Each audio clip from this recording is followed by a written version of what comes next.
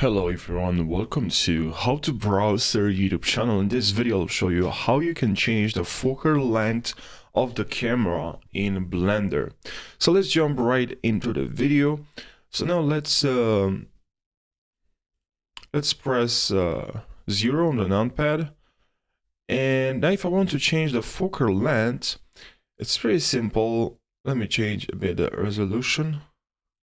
And now I'd like to change the focal length. So what I have to do is to go here. When you select the camera, you gonna have here object data properties. There's a new option here.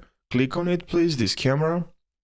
And here we have focal length located right over here in the lens category. And from here you can change the focal length, and then if you want to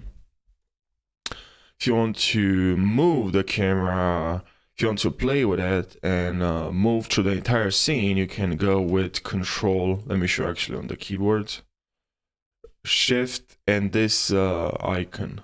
And now, as you can see, we can move like this. Look, and you can go A, W, S, D, like in a game, you know, you can move and move left, right.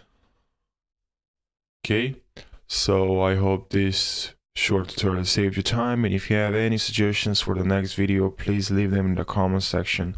Thank you for watching.